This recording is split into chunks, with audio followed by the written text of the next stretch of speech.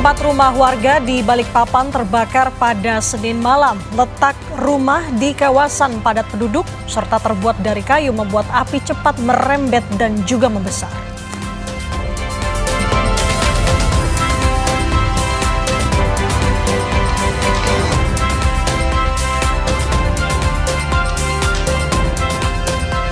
Seorang prajurit TNI anggota pasukan perdamaian PBB yang tengah bertugas di Lebanon gugur akibat serangan Israel di Lebanon. Pemerintah Indonesia akan bertemu PBB untuk mendorong investigasi dari UNIFIL.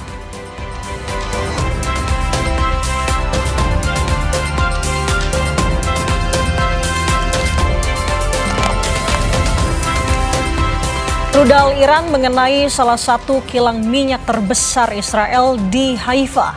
Sebelumnya rudal Iran juga menghantam kawasan Haifa hingga menyebabkan gangguan listrik di Israel.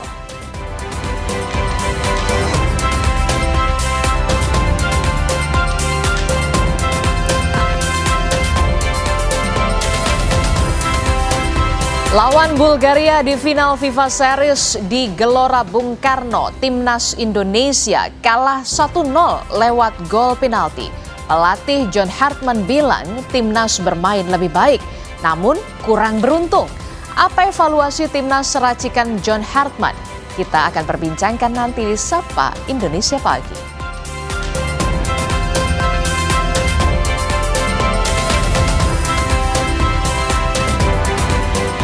Nilai tukar rupiah tertekan dan berulang kali tembus 17.000. Perang di Timur Tengah, ekspektasi terhadap kebijakan The Fed hingga sentimen dalam negeri diduga oleh sejumlah ekonom sebagai penyebabnya. Lalu apa resiko jika rupiah sering melampaui 17.000 per dolar? Apakah ini sudah jadi sinyal waspada? Kompas Bisnis nanti akan membahasnya untuk Anda.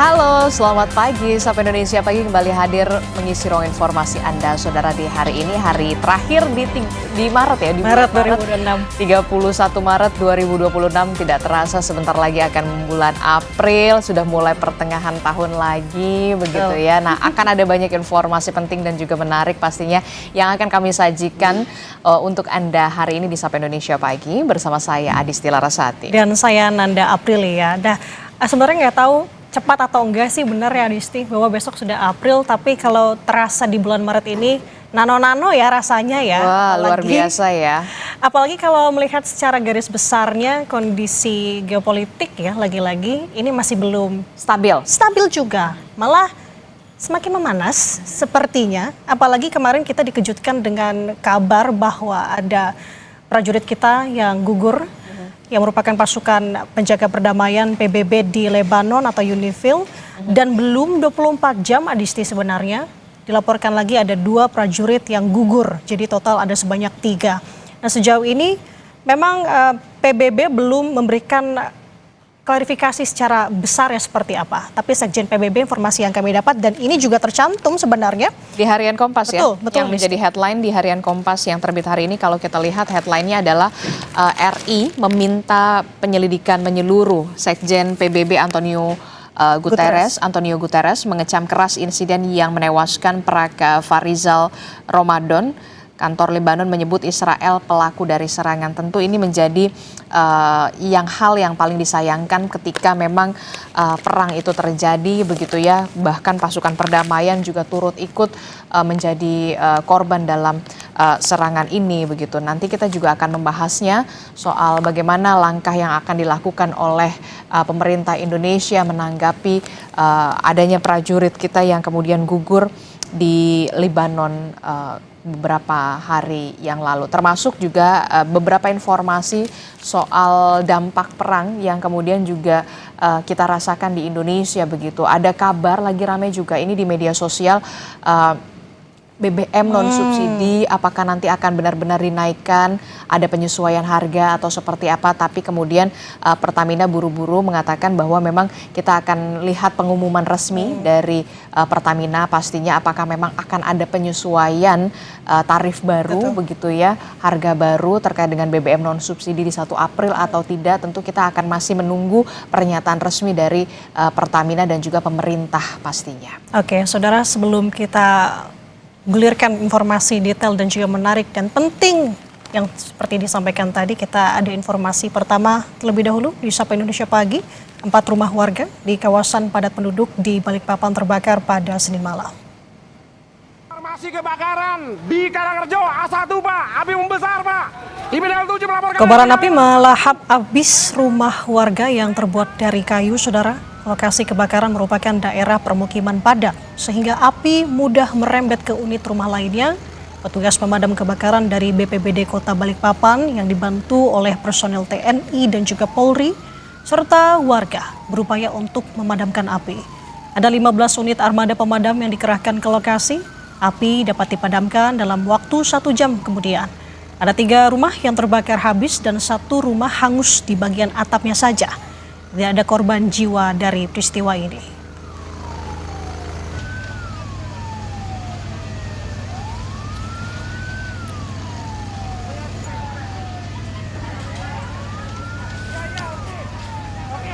Informasi kebakaran.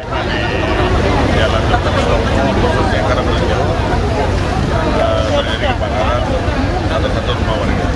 Ada berapa ke lokasi? Ternyata kelihatannya rumah terbuat dari kayu dan berjalan ke beberapa rumah. Untuk saat ini rumah yang kita data sementara ada 3 rumah yang terbakar habis, 1 terbakar hanya atapnya berimbas. Jadi keseluruhan jumlahnya ada 4 rumah. Masih soal peristiwa kebakaran, saudara, insiden kebakaran menghanguskan sejumlah rumah warga di kawasan padat penduduk di Kelurahan Karangrejo, Balikpapan pada Senin malam. Konstruksi bangunan yang didominasi material kayu membuat api dengan cepat menjalar ke bangunan sekitarnya.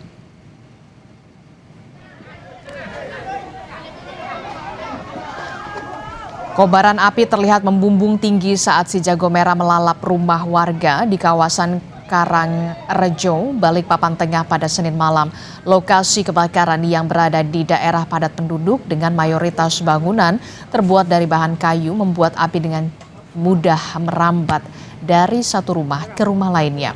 Petugas pemadam kebakaran dari BPBD Kota Balikpapan yang dibantu oleh personil TNI dan Polri berjibaku memadamkan api agar tidak terus meluas. Sebanyak 15 unit armada pemadam dikerahkan ke lokasi untuk memadamkan api. Kepala BPBD Kota Balikpapan menyatakan bahwa api berhasil dipadamkan 1 jam kemudian. 3 rumah yang terbakar dan 1 rumah terdampak dalam musibah ini.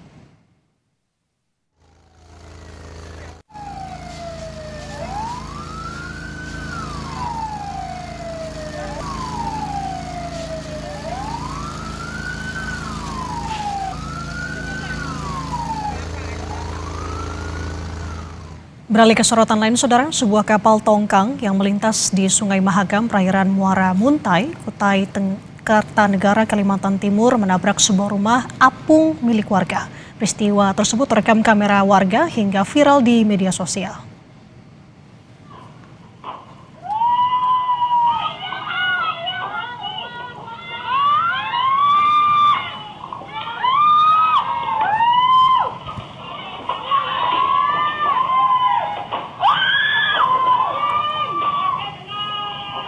Saudara, inilah detik-detik kapal tongkang Mahakam Prima 06 menabrak rumah warga di bantaran Sungai Mahakam di perairan Muara Muntai, Kabupaten Kutai Kartanegara.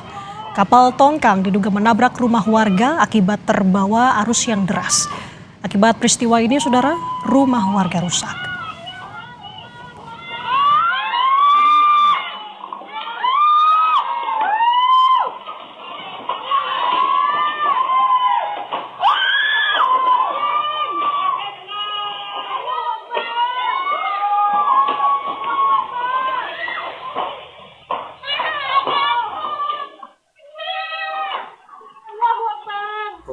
kondisi arus yang sangat kencang pada saat itu.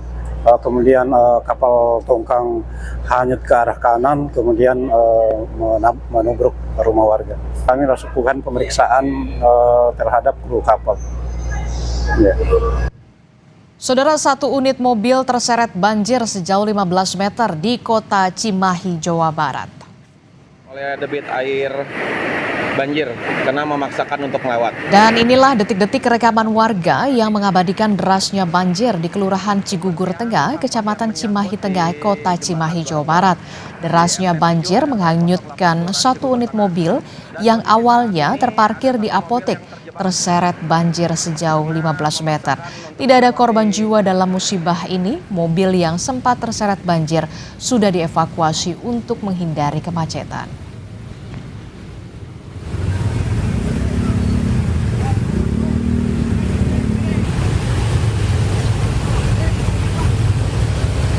Namun dari hujan ini mengakibatkan banjir kiriman di mana tepatnya di Kelurahan Cigugur Tengah di RT 7 di RW 8 mengakibatkan mobil satu hanyut. Kronologi mobil hanyutnya ini tadi mobil berada di posisi di apotek karena debit airnya sangat besar, akhirnya ke bawah sampai ke tengah di sini. Begitu juga tadi ada dua motor yang memaksakan diri untuk melewati banjir. Alhamdulillah korban sudah bisa dievakuasi. Emas dan telepon seluler milik PNS di Kecamatan Makassar raib dicuri saat istirahat di kamar indekos. Pelaku masuk ke indekos dengan menjebol ventilasi udara. Pelaku tidak bisa menyangkal saat petugas dari Resmo Polsek Makassar, Sulawesi Selatan tiba di rumahnya. Ia ditangkap tak lama usai mencuri emas seberat 3 gram dan juga handphone milik korbannya yang berprofesi sebagai PNS. Pencurian ini diketahui saat korban beristirahat di kamar indekos dan saat terbangun ia mendapati kamarnya sudah acak-acakan. Pelaku yang masuk melalui ventilasi udara di lantai 4 ini diketahui merupakan residivis kasus yang sama. Akibat kejadian ini korban mengaku mengalami kerugian hingga 13 juta rupiah.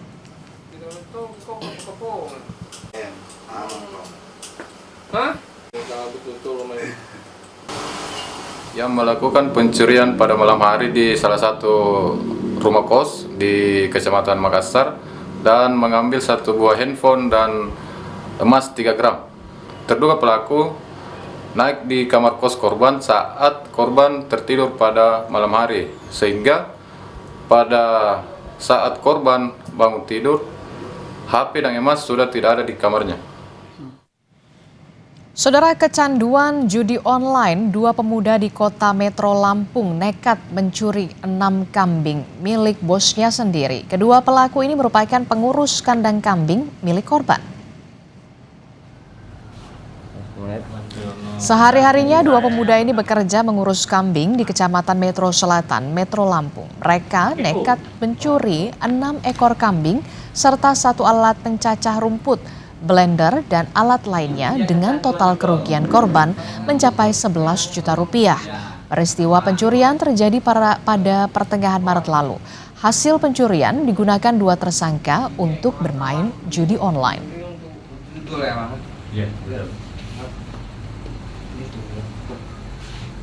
Pelaku berjumlah 2 orang. Dengan modus operandi, 2 pelaku tersebut merupakan pengurus kandang kambing milik korban yang berada di Kelurahan Margorejo. Untuk pelaku sudah melakukan pencurian berupa 6 kambing, 1 alat pencacah rumput, 1 alat blender, dan 1 alat sibel. Dengan total kerugian 11.150.000. Masyarakat dan tersangka juga itu merupakan korban judul. Saudara, kasus videografer asal Kabupaten Karo, Sumatera Utara Amsal Sitepu yang didakwa korupsi dan merugikan negara hingga 200 juta rupiah mendapat perhatian publik. Komisi 3 DPR RI pun meminta majelis hakim untuk bisa memberikan vonis bebas kepada Amsal. DPR menilai kerja kreatif tidak memiliki harga baku sehingga tidak tepat dikatakan sebagai markup. Videografer, saya didakwa melakukan markup anggaran. Bagaimana mungkin seorang penyedia jasa bisa melakukan markup anggaran? Kasus yang menimpa Amsal Sitepu di Kabupaten Karo, Sumatera Utara jadi perhatian publik. Amsal, seorang videografer, didakwa atas kasus dugaan penggelembungan anggaran dalam pembuatan promosi desa.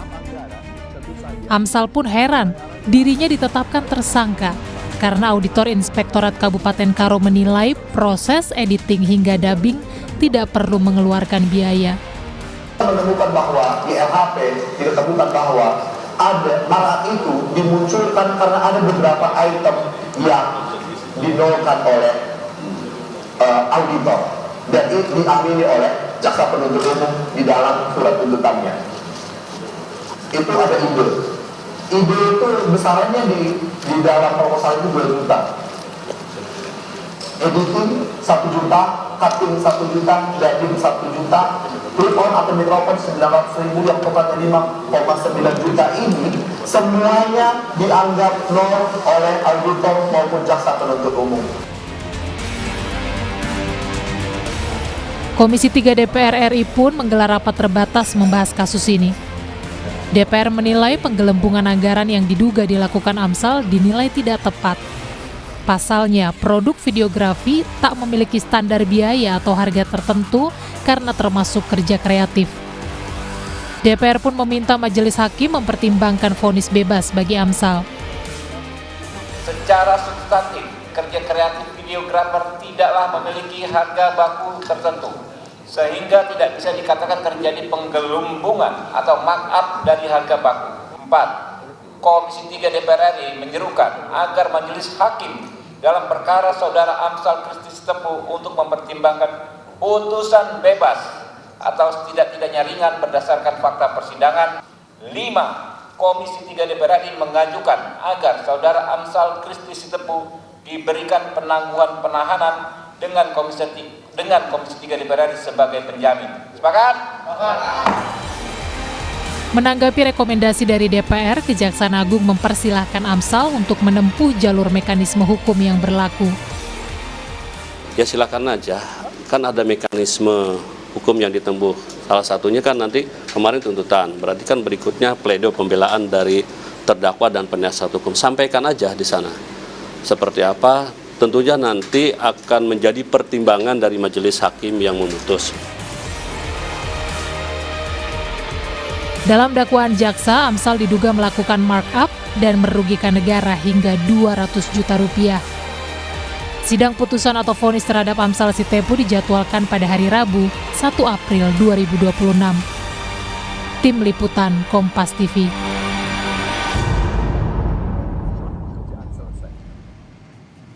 Saudara, informasi penting lainnya masih akan kami hadirkan usai jeda. Rudal Iran mengenai salah satu kilang minyak terbesar di Israel di Haifa, saudara. Sebelumnya, rudal Iran juga menghantam kawasan Haifa hingga menyebabkan gangguan listrik di Israel.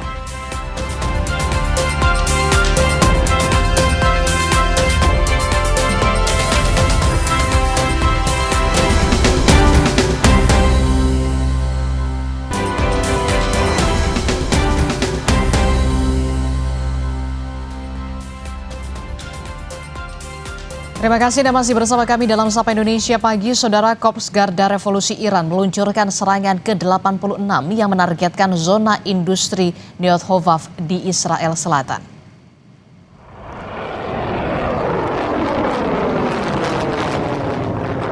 Garda Revolusi Iran menyebut serangan menggunakan rudal balistik berbahan bakar padat dan cair yang diluncurkan Angkatan Udara. Serangan juga menghantam situs militer Israel di Negev, Komando Utara, dan pusat keamanan pemerintah di Yerusalem dan Tel Aviv menggunakan rudal balistik dan amunisi jelajah Iran.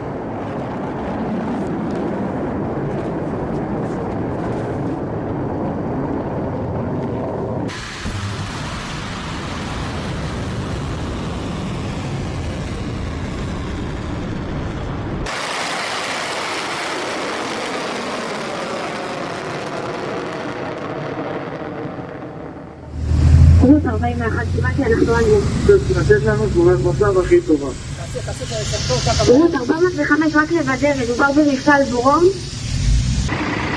Salah satu serangan rudal Iran menghantam pusat kimia utama Israel dan memicu kebakaran besar di kota Beersheba Minggu siang waktu setempat. Seluruh pekerja dievakuasi dari sekitar lokasi dan untuk mencegah risiko kimia.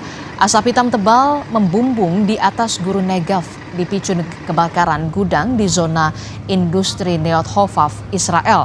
Komplek industri Neot Hovav adalah pusat kritis yang bertanggung jawab atas setengah dari produksi bahan kimia Israel.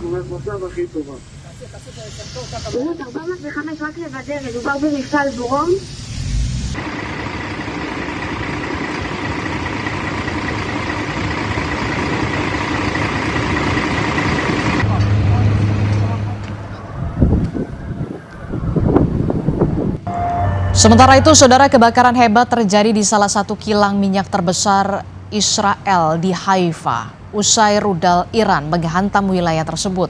Ini adalah serangan lanjutan di kawasan Haifa. Rudal Israel mengakibatkan kilang minyak Bazan di Haifa terbakar hebat. Sebelumnya, rudal Iran juga menghantam kawasan Haifa hingga menyebabkan gangguan listrik di Israel.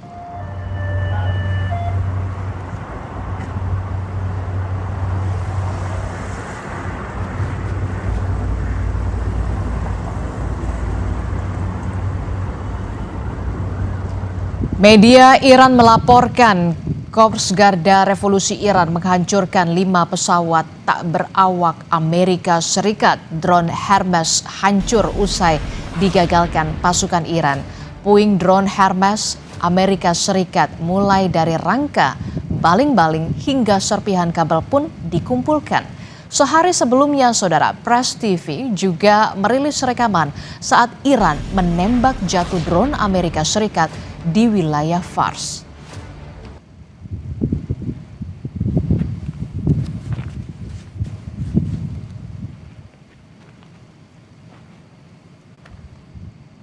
Pakistan, saudara, mengumumkan jadi mediator antara Amerika Serikat dan Iran meski belum ada pernyataan langsung dari Washington dan Teheran.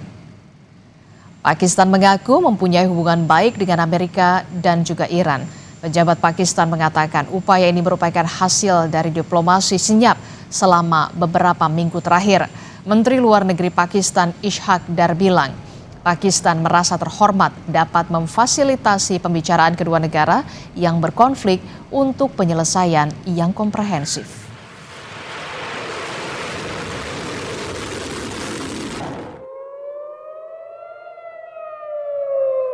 In this context, Pakistan is very happy that both Iran and the US have expressed their confidence in Pakistan to facilitate the talks.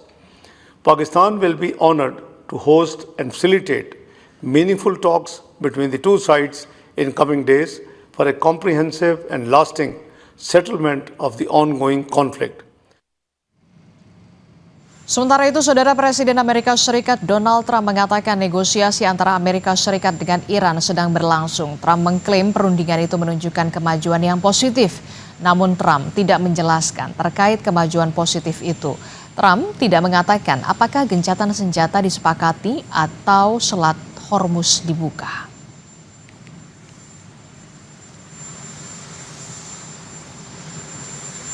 Very good negotiations today with Iran. Getting a lot of the things that they should have given us a long time ago. We'll see how it works out, but they're very good. Moving along very nicely. And we are negotiating with them directly and indirectly. We have emissaries, but we also are dealing directly. Iran, saudara, justru menantang balik Amerika Serikat merespon rencana serangan darat Amerika Serikat, saudara. Juru bicara Komando Gabungan Iran sudah pasang ancang-ancang jika Amerika Serikat melakukan serangan darat. Dalam pernyataannya, Letnan Kolonel Ibrahim Zolfagari mengatakan pasukan Iran siap menghadapi serangan darat Amerika Serikat. Ia menambahkan serangan Amerika Serikat tidak akan menghasilkan apa-apa.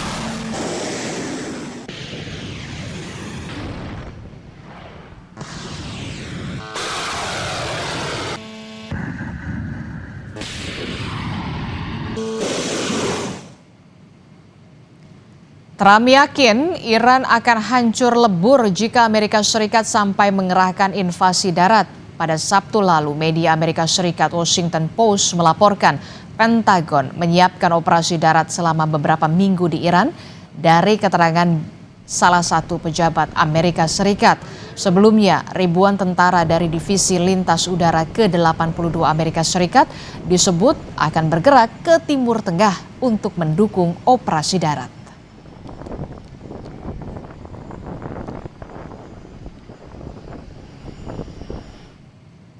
Dan menurut situs Global Firepower, Amerika Serikat menduduki peringkat pertama sebagai negara dengan kekuatan militer terbesar dunia per Januari 2026.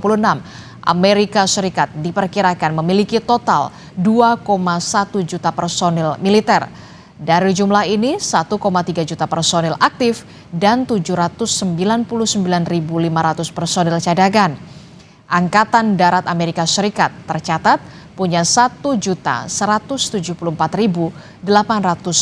personil.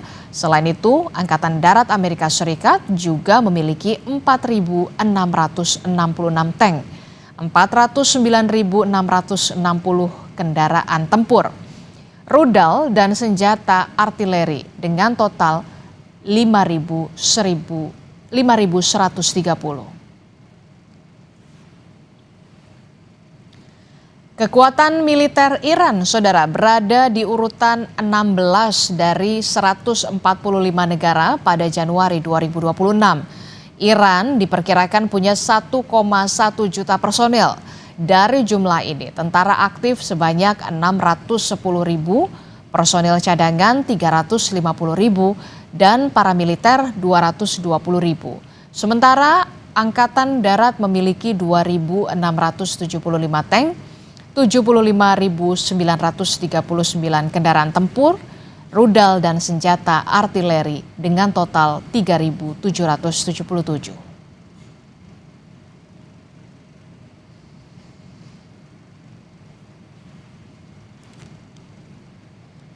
Presiden Amerika Serikat Donald Trump mengancam akan merebut minyak Iran. Trump bilang siap menguasai pusat bahan bakar utama Iran di Pulau Kark. Ancaman itu mengemuka di tengah rencana Trump melakukan invasi darat ke Iran. Trump optimistis merebut Pulau Kark dan menguasai nyawa energi Iran. Trump bilang pasukan Amerika Serikat kemungkinan akan berpatroli dalam jangka waktu panjang di sekitar Pulau Kark.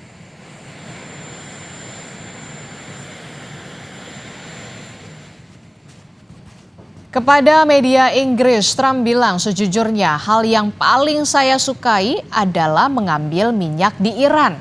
Tetapi beberapa orang di Amerika Serikat berkata, mengapa Anda melakukan itu? Mungkin kita mengambil Pulau Kark, mungkin tidak. Kita punya banyak pilihan.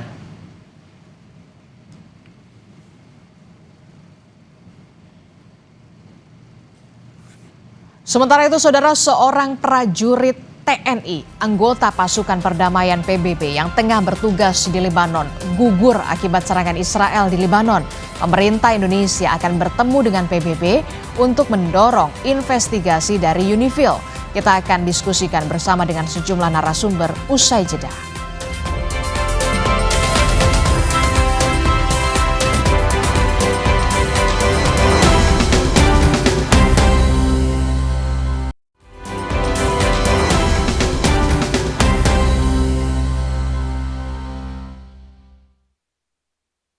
Prajurit TNI Prakofarizal Ramadan gugur dalam serangan Israel di Lebanon.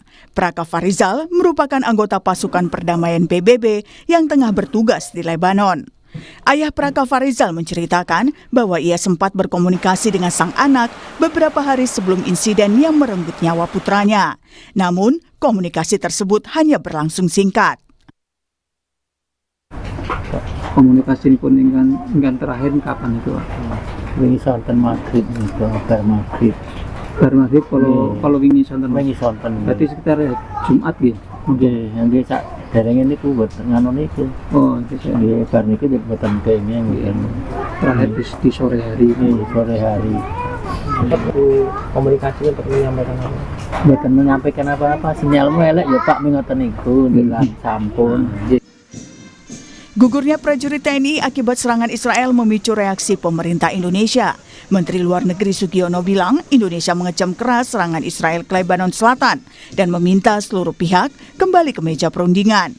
Pemerintah akan bertemu PBB untuk mendorong investigasi dari UNIFIL. Ungkapan duka dan bela sungkawa yang sedalam-dalamnya atas gugurnya seorang prajurit kita atas nama Praka Farizal Ramadan yang bertugas sebagai kontingen UNIFIL di Lebanon. Beliau gugur, kemudian ada juga 3 rekannya yang luka, 1 luka berat, saat ini masih koma, kemudian 2 mengalami luka ringan. Kami selaku Menteri Luar Negeri dan mewakili pemerintah Republik Indonesia mengucapkan bela sungkawa yang sedalam-dalamnya, kemudian juga mengecam keras insiden ini. Ungkapan duka datang dari pemerintah Iran. Kedutaan Besar Republik Islam Iran melalui media sosial Instagram Iran in Indonesia menyampaikan bela sungkawa yang sedalam-dalamnya kepada pemerintah dan rakyat Indonesia atas wafatnya seorang penjaga perdamaian Indonesia yang bertugas di bawah UNIFIL. Kedutaan Besar Republik Islam Iran menuliskan, menargetkan penjaga perdamaian merupakan pelanggaran serius terhadap hukum internasional dan tidak boleh dibiarkan tanpa hukuman. Di tengah perang Amerika dan Israel melawan Iran, Israel juga terus menggempur Lebanon. Serangan menargetkan kelompok Hizbullah yang memiliki sejarah konflik dengan Israel selama puluhan tahun. Konflik terkait wilayah perbatasan Israel-Lebanon dan dukungan Hizbullah terhadap Palestina. Hizbullah merupakan kelompok bersenjata sekaligus partai politik di parlemen Lebanon yang juga mendukung Iran. Tim Liputan, Kompas TV.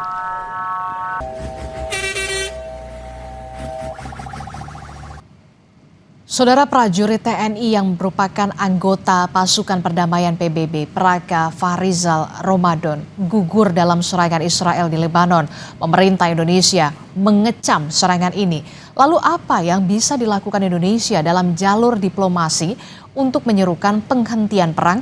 Kita akan bahas bersama dengan sejumlah narasumber yang hadir melalui sambungan daring. Sudah ada anggota Komisi 1 DPR dari fraksi Partai Nasdem, ada Mbak Amelia Anggraini, kemudian ada Guru Besar Ilmu Hukum Internasional dari Universitas Al-Azhar Indonesia, ada Pak Suparji Ahmad. Selamat pagi Bu Amel dan juga selamat pagi Pak Suparji. Selamat pagi Mbak Adisti. Iya, saya ingin ke Bu Amel dulu. Bu Amel, ini kalau kita lihat ya, ini merupakan tindakan yang serius sekali ketika Israel menyasar juga pasukan perdamaian yang salah satunya adalah prajurit TNI kita yang kemudian gugur dan 3 lainnya juga terluka dalam tanda kutip ya dalam serangan Israel ke Lebanon. Apa sikap dari Komisi 1 DPR RI untuk mendorong pemerintah untuk bisa segera serius ke UNIFIL untuk melakukan investigasi? Begini Mbak, pertama saya menyampaikan duka cita yang mendalam ya atas gugurnya prajurit terbaik bangsa dalam menjalankan tugas mulia sebagai peacekeeper gitu.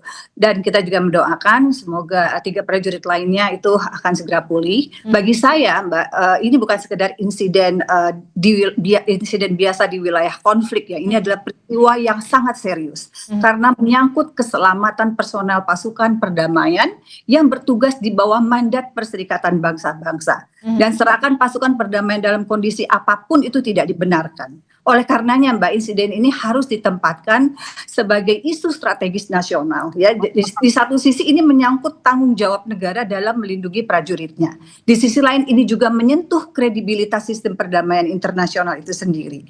Jadi jangan sampai serangan seperti ini dibiarkan tanpa akuntabilitas yang jelas ya, karena itu bisa menjadi presiden buruk bagi perlindungan peacekeeper di berbagai wilayah konflik di dunia.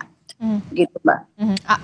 Oke, termasuk juga apa yang menjadi concern dari Komisi 1 DPR yang nantinya akan didorong oleh DPR kepada pemerintah Indonesia? Tentunya kami akan meminta penjelasan secara menyeluruh dari pemerintah, utamanya dari TNI dan kementerian terkait begitu ya, mengenai kronologi kejadian, kemudian penyebab insiden, kondisi prajurit kita di lapangan, dan serta langkah-langkah yang sudah dan akan diambil oleh negara begitu. Bagi kami fokusnya bukan hanya pada peristiwa yang sudah terjadi Mbak, tetapi juga pada evaluasi sistem perlindungan pasukan. Dan ini mencakup pembahasan di Komisi 1 yang akan kami tanyakan nanti begitu ya.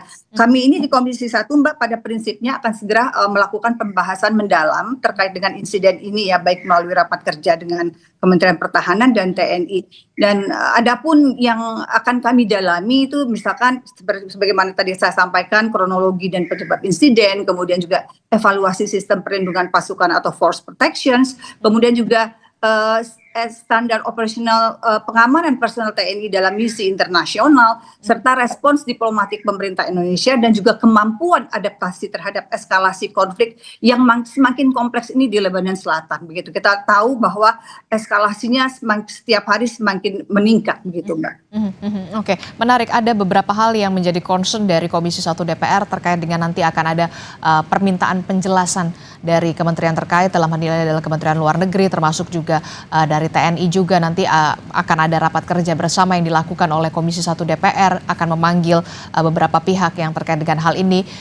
Tidak hanya soal kronologi, tapi juga ada evaluasi bagaimana sistem perlindungan terhadap pasukan-pasukan kita yang saat ini menjadi pasukan perdamaian di daerah konflik, salah satunya adalah di Lebanon. Saya ingin ke Pak Suparji. Pak Suparji, dalam situasi perang, oke lah, ini adalah hal yang serius dan bisa dikatakan ini adalah hal yang tragis begitu ya, ketika pasukan perdamaian menjadi sasaran dari serangan Israel. Apa yang bisa dilakukan Indonesia dalam konteks hukum internasional, Pak Suparji?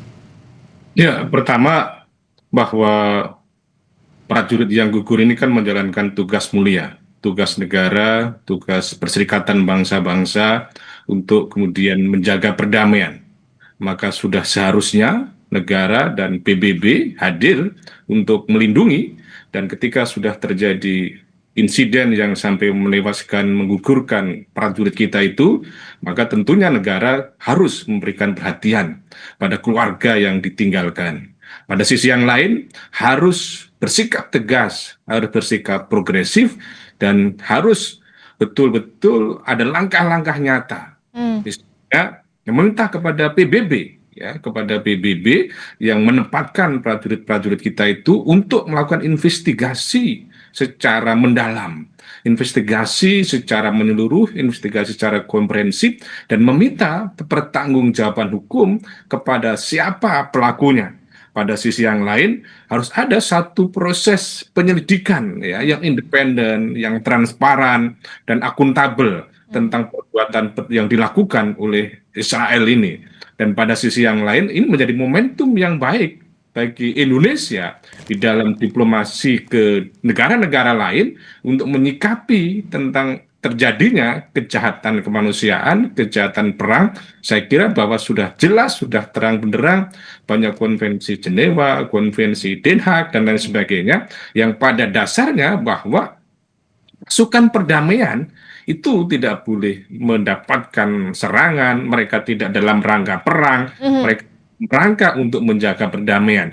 Maka saya yang paling tegas yang awal adalah bukan sekedar pernyataan mengutuk, tetapi langkah-langkah nyata membawa perkara ini ke perundingan-perundingan internasional, ke perserikatan bangsa-bangsa, supaya dituntut secara clear pada penyelidikan-penyelidikan yang independen. Jangan diabaikan, jangan dibiarkan, dan jangan hanya berhenti mengutuk, dan jangan hanya berhenti melakukan sebuah retorika, tetapi harus langkah-langkah diplomatik yang jelas, penyelidikannya dilakukan oleh siapa, bagaimana prosesnya, bagaimana budgetnya, dan sebagainya gitu. Iya. Oke, jadi harus ada langkah nyata yang memang benar-benar dilakukan oleh pemerintah Indonesia secara serius, tidak hanya soal diksi pernyataan mengecam, kemudian mengutuk begitu ya, tapi harus membawa permasalahan ini benar-benar ke perundingan internasional, diplomasi yang harus dilakukan untuk bisa memberikan sanksi terhadap negara-negara yang melakukan serangan terhadap pasukan perdamaian kita di PBB begitu di Libanon, karena tidak hanya menyasar pasukan TNI kita yang merupakan pasukan perdamaian, tapi juga Israel menyasar nyawa jurnalis juga yang saat itu juga tengah meliput di Libanon pada saat serangan yang terjadi yang dilakukan oleh Israel. Saya ingin tanyakan juga Bu Amelia, saya baru mendapatkan informasi ada prajurit lain yang kemudian juga gugur pada saat berada di ambulans ingin mengevakuasi jenazah Praka Ramadan. Apakah Anda sudah mengetahui soal informasi terbaru ini, Bu Amel? Saya baru mendengar dari Mbak ini, Mbak. Saya yang kami dapat informasi itu baru satu tewas begitu dan satu terluka berat begitu, yang satu lagi luka ringan begitu, Mbak, ada 3 gitu. Oke, dan tentu saja kita berharap informasi ini bisa dikonfirmasi lagi dengan nanti akan kami konfirmasi dengan Kemenlu dan juga dengan Kementerian Pertahanan dan hal TNI. Oke, kita tentu saja menunggu pernyataan resmi juga selanjutnya yang terbaru bagaimana perkembangan terkait dengan pasukan perdamaian kita di Libanon begitu ya. Siapa saja yang menjadi korban tewas dan juga luka-luka di sana selain Praka Ramadan. Saya tertarik dari Pak Suparji. Jadi ini bukan hanya soal mengecam, kemudian ini bukan hanya soal mengutuk saja, tapi harus ada langkah nyata yang harus dilakukan pemerintah Indonesia secara serius.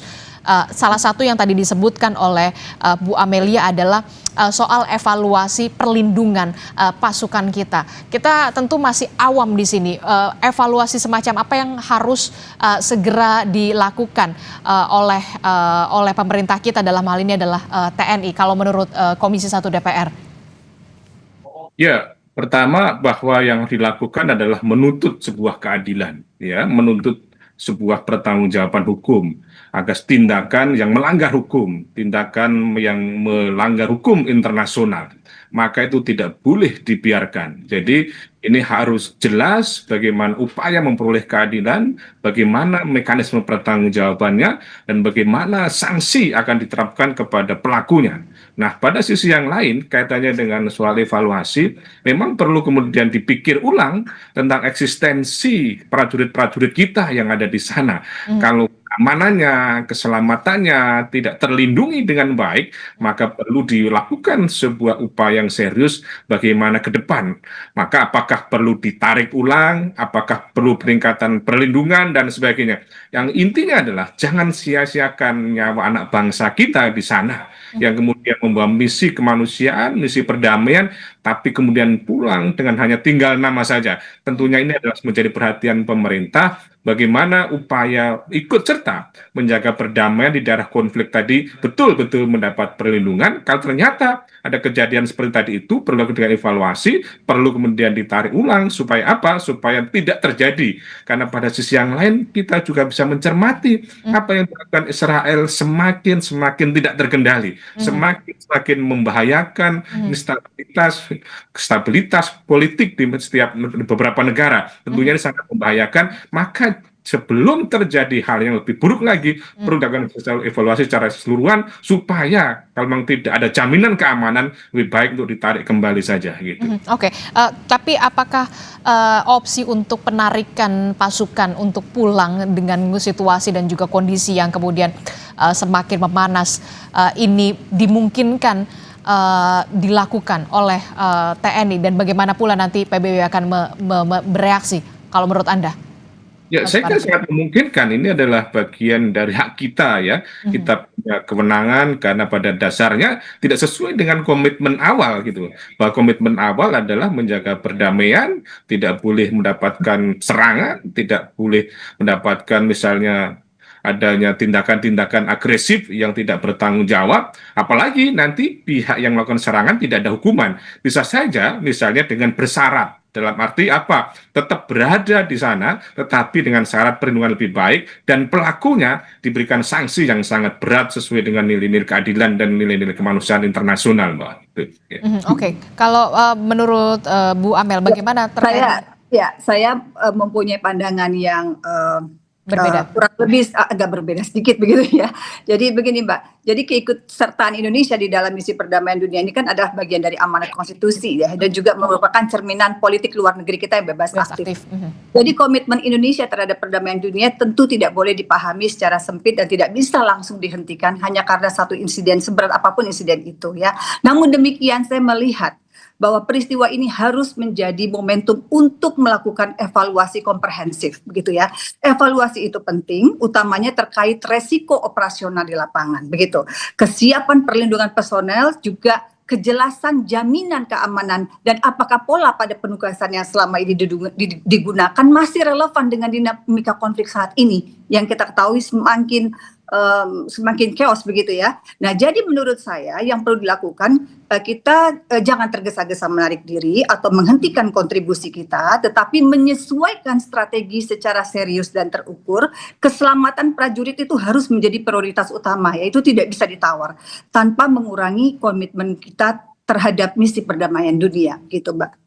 Oke, jadi kalau menurut Anda jangan terburu-buru untuk kemudian menarik segera pasukan untuk pulang, walaupun memang kita lihat situasi semakin tidak terkendali. Kalau menurut Anda, kita harus juga sambil melihat situasinya, Mbak. Makanya evaluasi itu perlu dilakukan. Apakah kita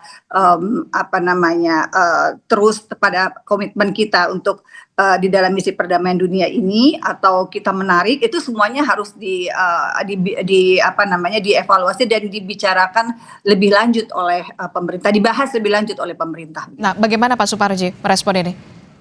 Ya, saya kira bahwa itu bisa dilakukan. Maka tadi saya sampaikan bahwa pilihan menarik bukan pilihan yang segera dilakukan, tetapi evaluasi secara menyeluruh dengan tadi memberikan persyaratan tadi bagaimana jaminan perlindungan akan lebih dipastikan, dan pada sisi yang lain adalah tindakan hukum yang tegas kepada pelaku yang telah mengakibatkan gugurnya prajurit kita. Jadi kalau itu dilakukan, maka tentunya kita bisa meningkatkan peran kita untuk menjaga perdamaian.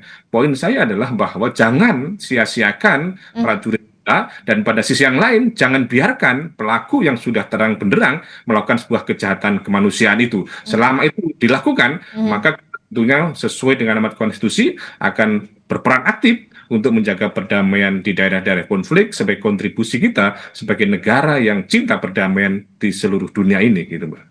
Oke, itu artinya Indonesia tentu bisa menuntut investigasi atas peristiwa penyerangan yang kemudian juga menggugurkan prajurit TNI kita yang menjadi pasukan perdamaian PBB di sana. Dan kalau penyerangan semacam ini terus dilakukan tanpa ada kendali begitu ya, tidak ada kendali lagi begitu, apakah ini kemudian bisa dibawa ke pengadilan kejahatan perang, dan apa yang harus disiapkan oleh Indonesia untuk itu? Ya, pertama bahwa dalam sebuah penegakan hukum kan harus dilakukan penyelidikan. Maka harus ada tuntutan penyelidikan secara komprehensif, secara akuntabel, secara independen, kan itu. Maka disitulah akan ditemukan tentang siapa yang harus bertanggung jawab.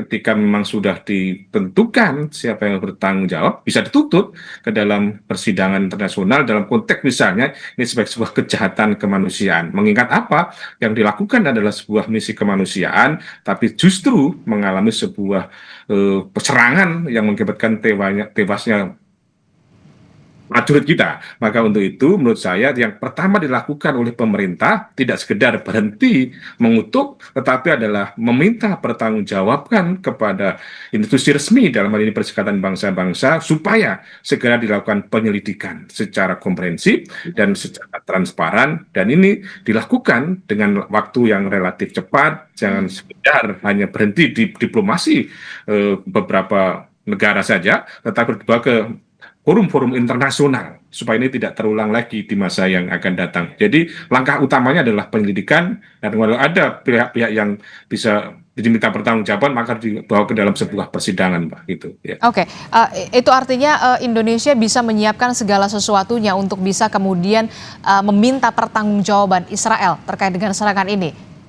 Ya bisa, Indonesia punya hak, punya kewenangan untuk menuntut itu, karena itu adalah prajurit kita, bahwa itu adalah warga negara kita, dan mereka datang ke sana adalah misi yang diberikan dari negara dan PBB. Maka ketika ada kejadian yang tidak sesuai dengan hukum yang berlaku, maka kita dapat menuntut adanya pertanggungjawaban hukum. Sekali lagi adalah keadilan yang kita tuntut, dan apa yang bisa kita lakukan sekarang, ya menyiapkan data, melakukan diplomasi, kemudian membawa ke forum internasional supaya ada langkah-langkah nyata. Jadi jangan biarkan ini berlalu begitu saja. Gitu, Oke, ya. kalau menurut Anda sanksi apa yang tepat untuk diberikan kepada Israel ketika melakukan serangan yang kemudian menyasar terhadap pasukan perdamaian PBB? Ya, pertama sanksi yang bisa dilakukan tentunya bahwa mengingat ini adalah menyebabkan hilangnya nyawa seseorang, maka sesuai dengan hukum pidananya tentunya ada hukuman, apakah nanti berupa penjara, apakah kemudian nanti akan ada misal terhadap negaranya juga, karena ini kan perintah negara. Jadi negara juga bisa dikenakan sanksi, apakah kemudian nanti PBB akan melakukan tindakan-tindakan embargo atau apapun, nanti kembali kepada bagi forum pengadilan menyelesaikannya. Jadi poinnya adalah bahwa yang terpenting ini adalah ada pertanggungjawaban hukum terlebih dahulu, baik kepada individu maupun kepada institusi negaranya, gitu ya. Oke, harus ada pertanggungjawaban yang dilakukan oleh negara yang kemudian menyerang, yang sampai harus menggugurkan pasukan perdamaian. Salah satunya adalah prajurit TNI kita di sana. Ada Praka Farizal Ramadan begitu. Nah, kalau dari DPR sendiri, sanksi apa yang menurut Anda tepat begitu yang untuk diberikan kepada negara penyerang, dalam hal ini adalah Israel? Menurut saya, Mbak, dalam hal ini PBB harus menindaklanjuti insiden ini secara tegas dan terbuka ya, serta juga berbasis hukum internasional, karena ada hukum internasional yang mengatur.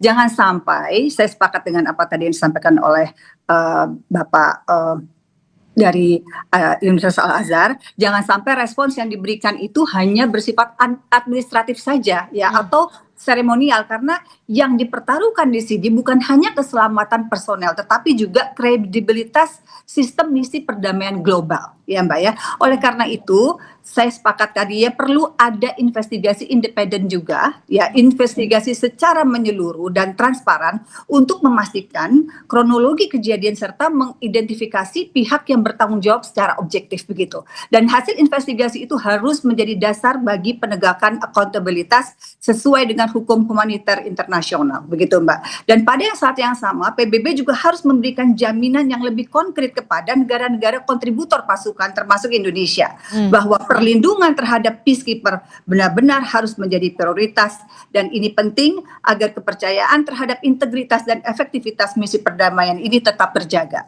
Bagi Indonesia ini juga momentum untuk mendorong pembenahan mekanisme perlindungan pasukan perdamaian di tingkat global Mbak. Jadi Mbak Adis, karena ketika pasukan perdamaian saja tidak terlindungi begitu, maka dunia internasional harus bertanya secara serius seberapa kuat sebenarnya komitmen kita ini terhadap perdamaian begitu Mbak.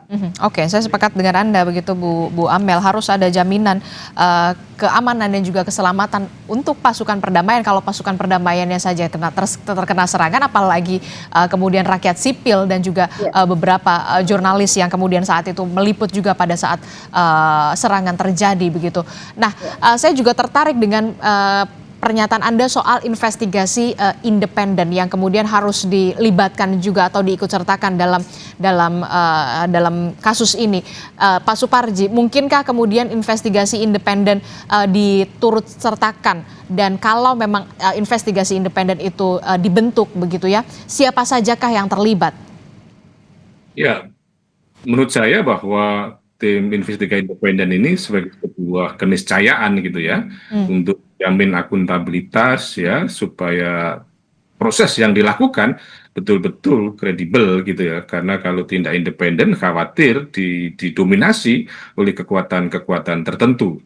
Maka harus dipastikan bahwa investigasi ini dilakukan oleh sebuah tim yang independen, yang netral, yang objektif gitu ya, tidak ada kepentingan apapun kecuali mengungkap fakta apa adanya gitu. Dan yang kedua kaitannya dengan soal siapa yang kemudian bisa diminta menjadi bagian dari tim independen ini, tentunya tidak terlepas dari Perserikatan Bangsa-Bangsa, bagaimana kesepakatan PBB kemudian memilih negara yang akan ditunjuk. Pada sisi yang lain tentunya juga tidak terlepas pada tempat kejadian perkara kan itu ya, bagaimana itu terjadinya penembakan atau serangan yang menyebabkan tewasnya prajurit kita. Pada sisi yang lain juga Indonesia harus terlibat gitu. Jangan sampai Indonesia tidak terlibat dalam konteks adanya investigasi independen. Karena apa? Karena kita punya kepentingan untuk melindungi prajurit kita itu. Nah, kemudian pada sisi yang lain tentunya ahli-ahli hukum internasional perlu dilibatkan dalam konteks mengungkap fakta insiden tadi itu. Jadi sebuah kebutuhan, sebuah keharusan adanya tim independen, dan menjamin independensi tadi perlu melibatkan banyak stakeholder yang memiliki otoritas dan kewenangan dan kompetensi gitu. Oke, perlu juga kemudian investigasi independen yang kemudian nanti akan dilakukan begitu, yang juga turut harus terlibat adalah Indonesia pastinya. Terakhir Bu Amelia, 3 poin kritis dari Komisi 1 DPR RI terkait dengan hal ini. Ya, tentu saja sebagaimana yang saya sampaikan ya Mbak ya, saya sepakat tadi apa yang disampaikan oleh narasumber Bapak dari Universitas Al-Azhar ya. Memang satu, kita harus melakukan evaluasi secara holistik begitu ya, secara konstruktif begitu terkait dengan pengiriman misi perdamaian PBB ini ya, tanpa harus tanpa harus meninggalkan komitmen kita terhadap perdamaian dunia sebagai amanat dari konstitusi kita gitu. Dan kemudian juga upaya harus ada jaminan perlindungan kepada peacekeeper kita begitu ya, tentara penjaga perdamaian kita di negara-negara konflik, itu yang penting. Jadi PBB juga harus memberikan sekali lagi jaminan konkret kepada negara-negara kontributor termasuk juga kita Indonesia gitu ya. Dan ini juga sekaligus menjadi evaluasi bagi PBB gitu ya, dalam terkait dengan perlindungan pasukan perdamaian dunia gitu Mbak. Oke, baik, terima kasih anggota Komisi 1 DPR RI dari fraksi Partai Nasdem. Kita akan tunggu apakah pekan ini nanti akan ada rapat kerja dengan kementerian terkait, dalam hal ini Kementerian Luar Negeri dan juga TNI, untuk kemudian bisa meminta penjelasan terkait dengan hal ini. Bu Amelia Anggraini, dan juga ada Guru Besar Ilmu Hukum Internasional dari Universitas Al-Azhar Indonesia, Pak Suparji Ahmad, telah bergabung bersama kami. Sehat selalu Bapak Ibu. Assalamualaikum, selamat pagi. Salam. Saudara, informasi penting lainnya masih akan kami hadirkan. Salah satunya dari dunia olahraga, lawan Bulgaria di final FIFA Series di GBK. Timnas Indonesia kalah 1-0 lewat gol penalti. Pelatih John Hartman bilang timnas bermain lebih baik, namun kurang beruntung. Apa saja evaluasi timnas racikan John Hartman? Kita akan diskusikan usai jeda.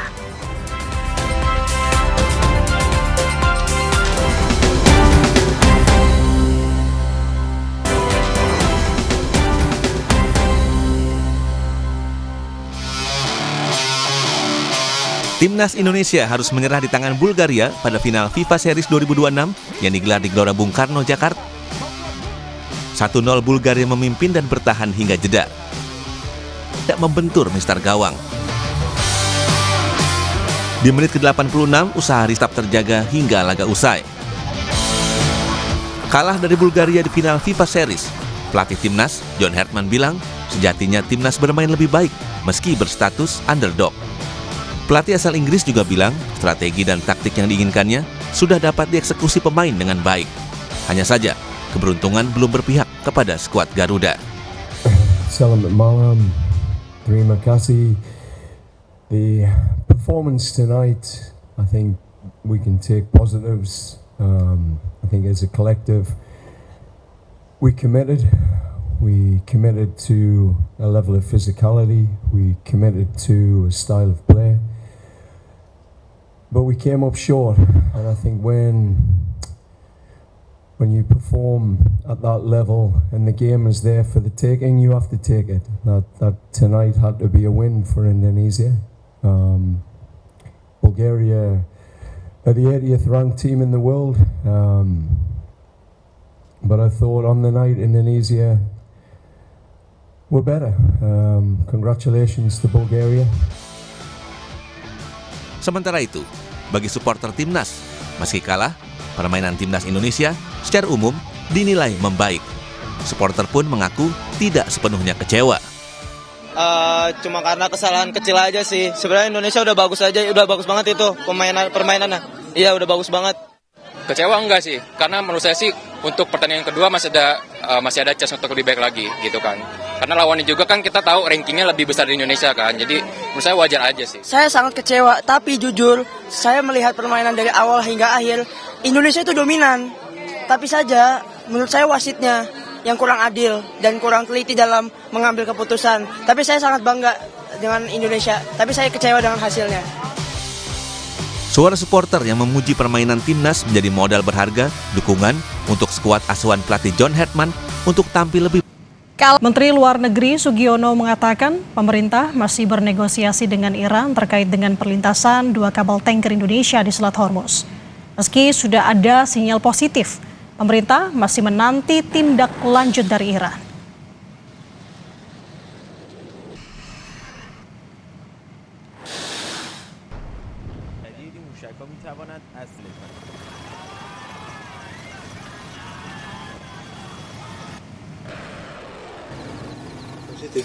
Terkait kapal kita bisa lewat Selat Hormuz, udah Ini masih dibicarakan, masih dinegosiasi. tapi udah dapat sinyal positif sejauh ini.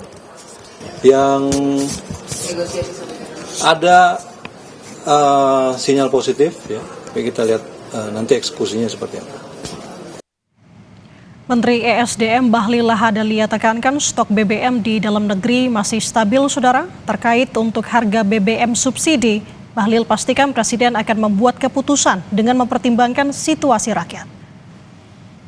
Harga sekarang sudah mencapai $115.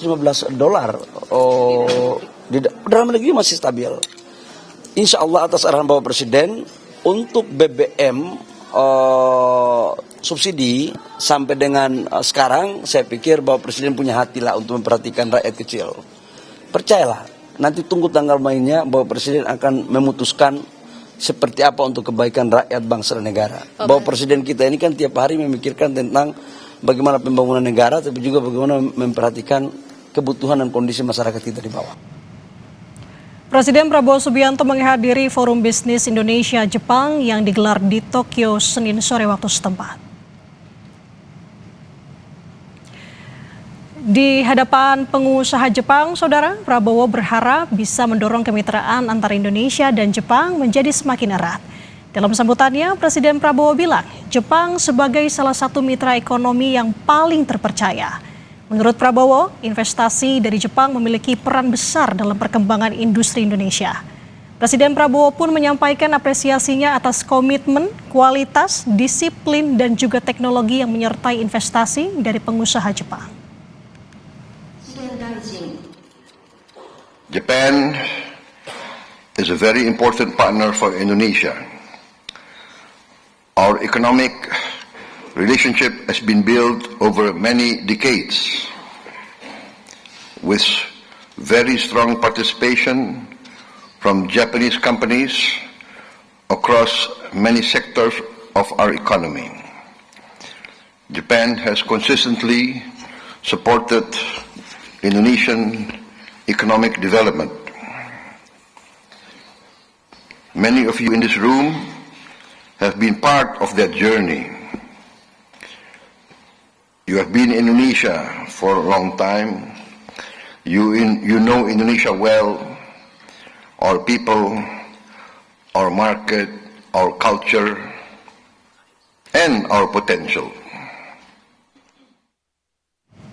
Percepatan penanganan sampah, pemerintah Kota Semarang menandatangani kesepakatan dan perjanjian kerjasama penyelenggaraan pengelolaan sampah berbasis teknologi ramah lingkungan menjadi energi listrik wilayah Semarang Raya.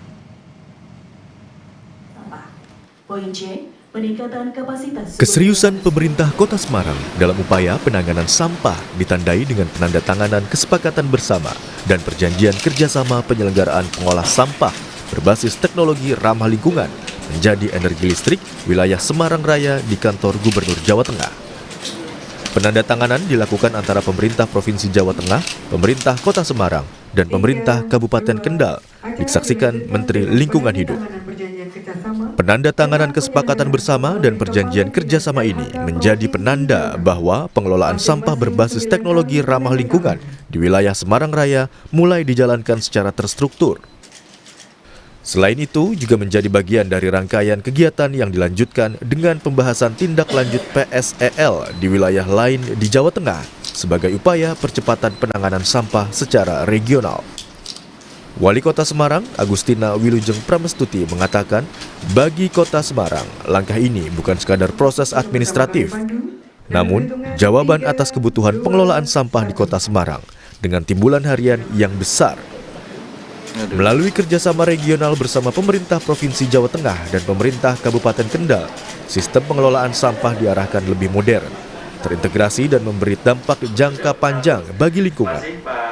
Agustina menegaskan, pemerintah Kota Semarang telah menyiapkan langkah paralel selama masa pembangunan yang diperkirakan berlangsung sekitar 3 tahun. Selain memastikan kesiapan teknis, pemerintah Kota Semarang juga tetap menggerakkan pengurangan sampah dari sumbernya. Masyarakat Kota Semarang menunggu pembangunan dari PSL ini selesai. Kalau 3 tahun berarti kami akan depositkan sama 1 juta Pak Menteri. Sambil menunggu itu, masyarakat Kota Semarang kami akan budayakan untuk menggalakkan lebih keras lagi proses Semarang Megah Nyampah, dan kita akan membuat berbagai macam bank sampah sehingga sampah tidak akan lebih banyak menumpuk di TPA. Namun pada 3 tahun mendatang, ketika kami harus melakukan support ke TPA untuk feeding PSEL, kami menjanjikan di dalam perjanjian itu adalah 1.100 ton per hari. Dan mudah-mudahan semuanya lancar sehingga nantinya Kota Semarang memiliki sebuah station waste to energy. Terima kasih. Kerjasama ini sejalan dengan arah pembangunan Kota Semarang melalui program Semarang Bersih dan mendukung program strategis nasional pengembangan PSEL yang ditargetkan mulai beroperasi dalam beberapa tahun ke depan. Selain itu, penandatanganan kerjasama PSEL Semarang Raya ini menjadi titik penting peralihan dari tahap perencanaan menuju implementasi nyata pengelolaan sampah berbasis teknologi di Jawa Tengah. Pemerintah Kota Semarang memastikan proses ini akan terus dikawal agar berjalan sesuai target dan memberi dampak nyata bagi kualitas lingkungan serta pelayanan publik. Tim Liputan, Kompas TV.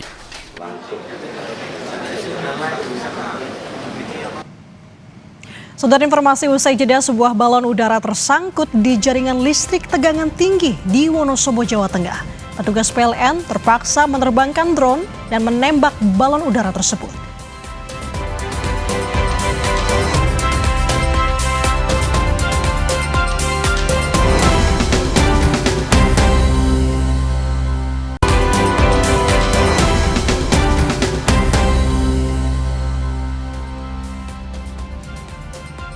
Sebuah balon udara tersangkut di jaringan listrik tegangan tinggi di Wonosobo, Jawa Tengah. Petugas PLN terpaksa menerbangkan drone dan menembakkan balon udara tersebut. Tidak semua balon yang diterbangkan di Wonosobo, Jawa Tengah pada musim Lebaran bisa dikendalikan. Salah satunya balon udara ini. Balon udara yang diterbangkan secara liar tersangkut di jaringan saluran udara tegangan tinggi di Purwojati, Kecamatan Kertek, Wonosobo, Jawa Tengah. Dengan menggunakan drone, petugas unit layanan transmisi Gardu Induk Wonosobo memusnahkan balon udara yang tersangkut. Untuk inovasi yaitu kita menggunakan drone dengan flare, menggunakan api sehingga lebih mudah melakukan evakuasi balon-balon yang menyangkut di instalasi tegangan tinggi dan tegangan ekstra tinggi di wilayah kerja PLN.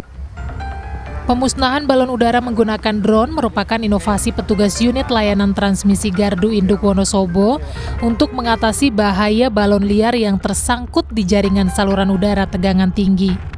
Metode ini digunakan karena dinilai lebih cepat, aman, dan tidak memerlukan pemadaman listrik. Agung Bayu Aji, Kompas TV Wonosobo, Jawa Tengah. Kita ke sorotan lain, Saudara. Kasus videografer asal Kabupaten Karo, Sumatera Utara, Amsal Kristi Sitepu, yang didakwa korupsi dan merugikan negara hingga 200 juta rupiah, mendapatkan perhatian publik. Komisi 3 DPR RI meminta majelis hakim untuk bisa memberikan vonis bebas kepada Amsal. DPR menilai kerja-kerja kreatif tidak memiliki harga baku, sehingga tidak tepat dikatakan sebagai markup atau penggelembungan dana. Videografer, saya didakwa melakukan markup anggaran. Bagaimana mungkin seorang penyedia jasa bisa melakukan markup anggaran? Kasus yang menimpa Amsal Sitepu di Kabupaten Karo, Sumatera Utara jadi perhatian publik. Amsal, seorang videografer, didakwa atas kasus dugaan penggelembungan anggaran dalam pembuatan promosi desa. Amsal pun heran, dirinya ditetapkan tersangka karena auditor Inspektorat Kabupaten Karo menilai proses editing hingga dubbing tidak perlu mengeluarkan biaya. Menemukan bahwa di LHP ditemukan bahwa ada markup itu dimunculkan karena ada beberapa item yang dinolkan oleh auditor dan itu diamini oleh jaksa penuntut umum di dalam surat tuntutannya. Itu ada ide itu besarannya di dalam proposal itu 2 juta, editing 1 juta, cutting 1 juta, dubbing 1 juta, clip on atau microphone 900.000 yang totalnya 5,9 juta ini semuanya dianggap nol oleh auditor maupun jaksa penuntut umum. Komisi 3 DPR RI pun menggelar rapat terbatas membahas kasus ini. DPR menilai penggelembungan anggaran yang diduga dilakukan Amsal dinilai tidak tepat. Pasalnya, produk videografi tak memiliki standar biaya atau harga tertentu karena termasuk kerja kreatif. DPR pun meminta majelis hakim mempertimbangkan vonis bebas bagi Amsal. Secara substantif, kerja kreatif videografer tidaklah memiliki harga baku tertentu, sehingga tidak bisa dikatakan terjadi penggelembungan atau markup dari harga baku. 4. Komisi 3 DPR RI menyerukan agar majelis hakim dalam perkara saudara Amsal Kristi Sitepu untuk mempertimbangkan putusan bebas atau setidak-tidaknya ringan berdasarkan fakta persidangan. 5. Komisi 3 DPR RI mengajukan agar saudara Amsal Kristi Sitepu diberikan penangguhan penahanan dengan Komisi 3 DPR RI sebagai penjamin. Sepakat? Menanggapi rekomendasi dari DPR, Kejaksaan Agung mempersilahkan Amsal untuk menempuh jalur mekanisme hukum yang berlaku. Ya silakan aja, kan ada mekanisme hukum yang ditempuh. Salah satunya kan nanti kemarin tuntutan, berarti kan berikutnya pledoi pembelaan dari terdakwa dan penasihat hukum. Sampaikan aja di sana. Seperti apa? Tentunya nanti akan menjadi pertimbangan dari majelis hakim yang memutus. Dalam dakwaan jaksa, Amsal diduga melakukan markup dan merugikan negara hingga 200 juta rupiah. Sidang putusan atau vonis terhadap Amsal Sitepu dijadwalkan pada hari Rabu, 1 April 2026. Tim Liputan Kompas TV.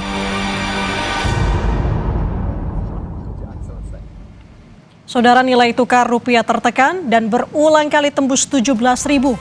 Perang di Timur Tengah, ekspektasi terhadap kebijakan The Fed, hingga sentimen dalam negeri diduga oleh sejumlah ekonom sebagai penyebabnya. Lalu apa resiko jika rupiah sering melampaui 17.000 per dolar? Apakah ini sudah jadi sinyal waspada? Usai jeda, Kompas Bisnis akan membahasnya untuk Anda.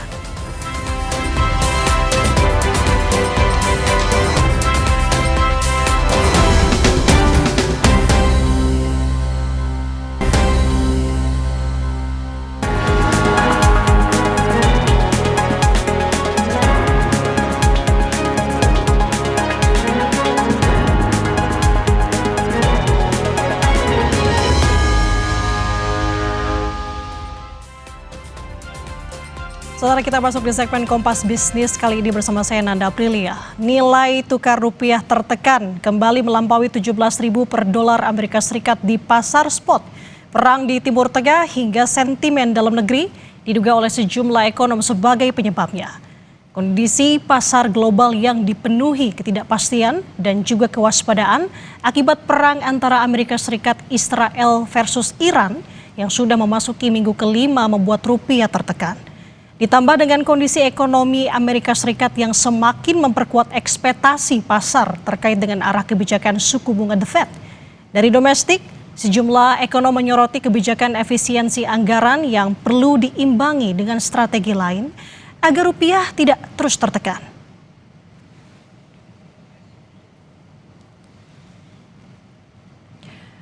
Dari data Bloomberg di pasar spot, saudara, rupiah kembali tembus angka psikologis 17.000 pada penutupan perdagangan pada Senin kemarin, tepatnya 17.002 per dolar Amerika Serikat atau turun 0,13%. Selama sebulan terakhir rata-rata rupiah stagnan di atas level 16.900 per dolar, seperti pada 9 Maret di 16.949, melemah pada 16 Maret jadi 16.997. Sementara pada 24 dan 27 Maret masing-masing di level 16.898 dan 16.980 per dolar Amerika Serikat.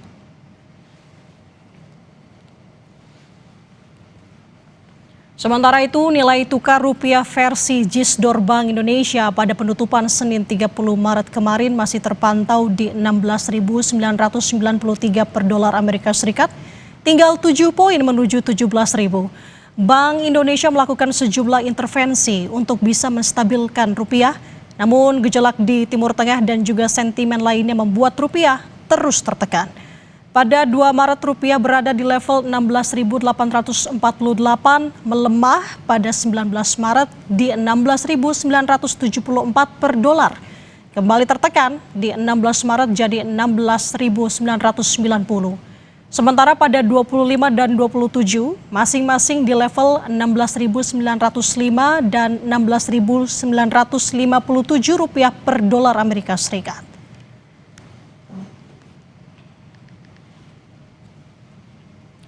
Di pasar spot, rupiah berulang kali tembus 17.000 per dolar Amerika Serikat. Apa saja sentimen yang menjadi penyebabnya dan apa resiko jika rupiah terus melamah? Kita tanya bersama dengan pengamat mata uang dan komoditas Ibrahim Aswaibi yang sudah terhubung bersama kami melalui sambungan daring pagi ini. Selamat pagi Pak Ibrahim, apa kabar? Selamat pagi Nanda, apa kabar? Alhamdulillah kabar baik Pak Ibrahim. Pak Ibrahim, rupiah tersungkur, tampaknya nilai tukar rupiah di penutupan perdagangan kemarin melemah 22 poin atau 0,13% di level 17.000 per dolar Amerika Serikat. Sebenarnya ini bukan kali pertama 17.000, tapi melihat kondisi saat ini dengan ketegangan geopolitiknya, apakah ini sudah menjadi alarm kita untuk waspada? Oh ya Nanda, ini kemarin itu ya pada saat penutupan pasar, itu di 17.004. Artinya apa? Ini baru terjadi pada saat penutupan itu adalah di 17.000.